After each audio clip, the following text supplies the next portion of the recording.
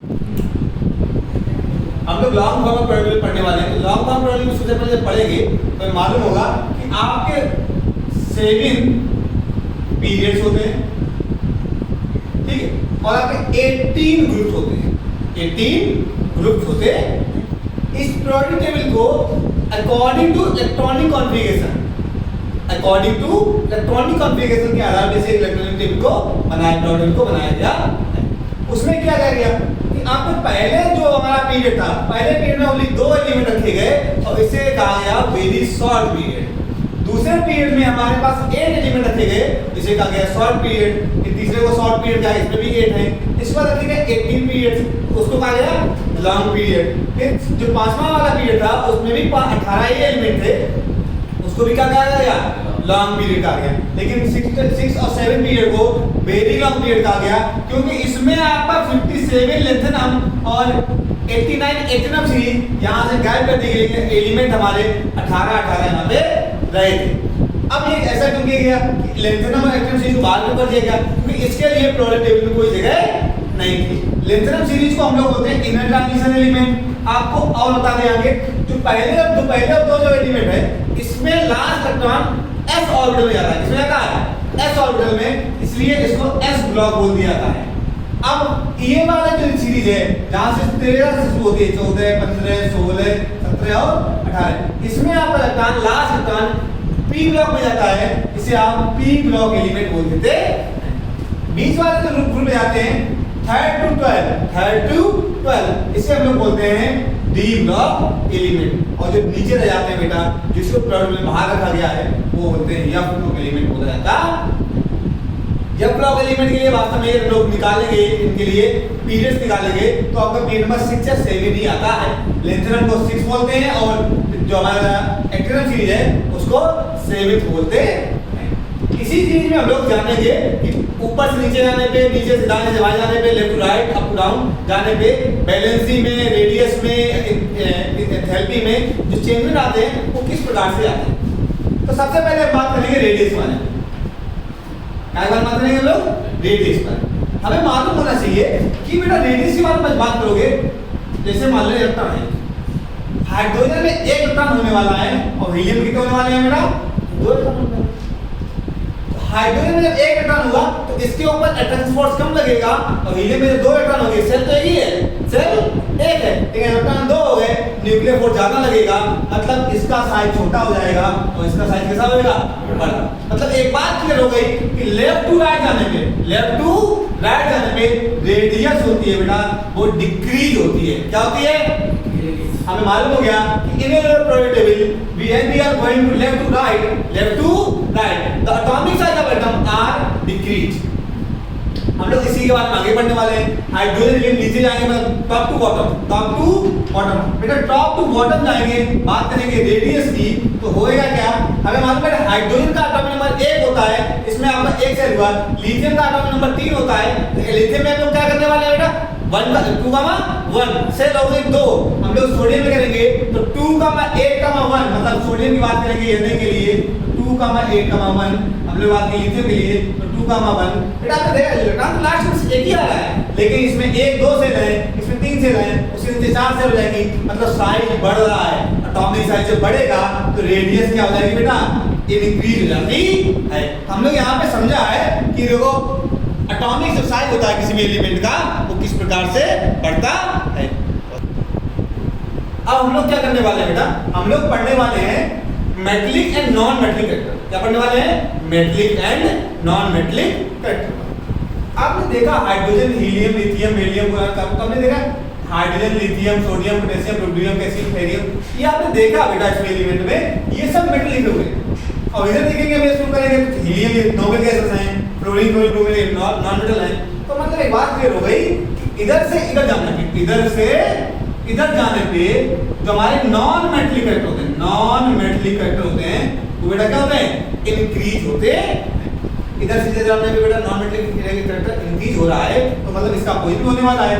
इधर से इधर जाओगे तो क्या होगा, मेटलिक कैरेक्टर। कौन सा कैरेक्टर बेटा, मेटलिक कैरेक्टर इंक्रीज हो जाता कैसे बता दिया?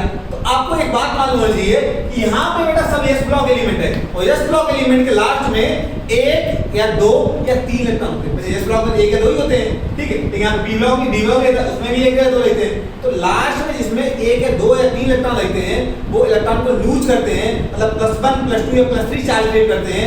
ऐसे हमारे एलिमेंट होते हैं वो मेटल्स कहलाते हैं। मतलब क्या कहना है कि जो इलेक्ट्रॉन को लूज कर सकते हैं, metal which are lose electrons and create a positive charge that are metal. तो सीधी बात है, ये वाले मेटल जो है, ये वाले एलिमेंट है, वो इलेक्ट्रॉन को लूज कर देते हैं, इसलिए क्या कहते हैं? मेटल कहलाते हैं। इधर वाले ब्लॉक में जाओगे 15 16 17 14 ग्रुप में, तो ये क्या करते हैं? इलेक्ट्रॉन को एक्सेप्ट करते हैं, गेन करते हैं, इसीलिए नेगेटिव चार्ज लाते हैं। नाइट्रोजन ऑक्सीजन फ्लोरीन ये सब हमारे क्या है? नेगेटिव चार्ज क्रिएट करते हैं, इसलिए क्या कहलाते हैं? हमारे नॉन मेटल्स कहलाते हैं। ठीक है, अब हम लोग नेक्स्ट टॉपिक बारे में बात करने वाले हैं। तो जान लगे इसी में मेटलिक कैरेक्टर वाले में क्या जानेंगे कि बेटा ऊपर से नीचे जो जाएंगे, ऊपर से नीचे की तरफ जाएंगे तो मेटलिक कैरेक्टर वाले इंक्रीज होता है। हम लोग ऊपर नीचे जाएंगे यहाँ पे मेटल जो है वो आपको बढ़ जाएंगे, यही ऊपर भी होता है। तो नॉन मेटल की बात करेंगे, लेकिन यहाँ वाले एलिमेंट है बेटा वो रेडियोएक्टिव एलिमेंट है और वो मेटलिक कैरेक्टर को रिप्लेस कर देते हैं। तो ऊपर से नीचे जाने पे टॉप टू बॉटम हमारे एलिमेंट है वो क्या कर देते हैं? मेटलिक कैरेक्टर को क्या होता है? इंक्रीज होता है। एंड अगर ऊपर से ऊपर जाएंगे, नीचे से ऊपर जाएंगे, मतलब बॉटम टू टॉप जाएंगे तो मेटलिक कैरेक्टर क्या हो जाएगा? डिक्रीज। लेकिन ये भी जान लीजिए, ये हम लोग लेफ्ट टू राइट जाएंगे, लेफ्ट टू राइट, तो नॉन मेटलिक कैरेक्टर क्या होता है? इंक्रीज होता है और मेटलिक कैरेक्टर क्या है? डिक्रीज होता है। कैसे कह सकते हो हम? ऐसे कह सकते हैं सोडियम मैग्नीशियम हमें मालूम +1 और +2 चार्ज क्रिएट करता है, ठीक है, एल्युमिनियम +3 करता है, सिलिकॉन या प्लस एंड नेगेटिव दोनों चार्ज क्रिएट लेता है, फास्फोरस जो -3 करेगा, सल्फर -2 करेगा, क्लोरीन -2 करेगा, आर्गन नोबल गैस है। तो तुमने देखा इधर से इधर जाने पे ये सब हमारे नॉन मेटल्स हैं और ये हमारे मेटल्स हैं। तो इधर से जाने पे क्या होगा? नॉन मेटलिक कैरेक्टर क्या हुआ? इंक्रीज हो गया। तो हम बोल सकते हैं when we are going to the table in row we are the non metallic character are increase, non metallic character are increase. अब लोग नेक्स्ट टॉपिक बारे में बात करें। बेटा हमने बताया अभी आपको कि हम लोग शुरू करने वाले थे इलेक्ट्रोनेगेटिविटी के बारे में बात करने वाले।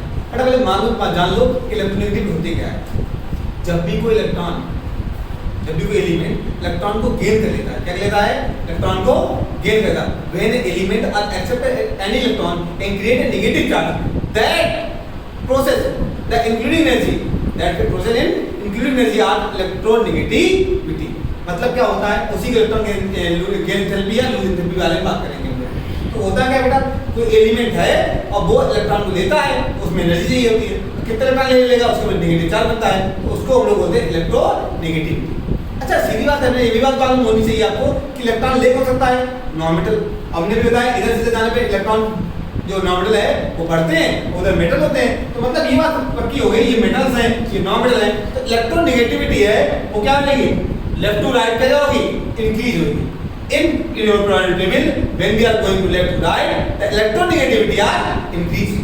हमने आपको ये भी बताया था कि इधर अब होते तो आपके सब नॉन मेटल ही हैं, लेकिन इस वाली पोजीशन पे क्या होते हैं? आपके मेटल्स होते हैं। कुछ क्या होते हैं? मेटल्स, जो नॉन मेटल की है सीरीज में, लेकिन वो मेटलिक प्रॉपर्टीज शो कर देते हैं। तो हम ये भी कह सकते हैं ऊपर से जाने पे तो बेटा जो हमारी इलेक्ट्रोनेगेटिविटी बढ़ेगी, तो यहाँ तो सब इलेक्ट्रोनेगेटिव एलिमेंट है, जैसे आपका क्लोरीन, ब्रोमीन, आयोडीन, ये बहुत ज्यादा इलेक्ट्रोनेगेटिव एलिमेंट है।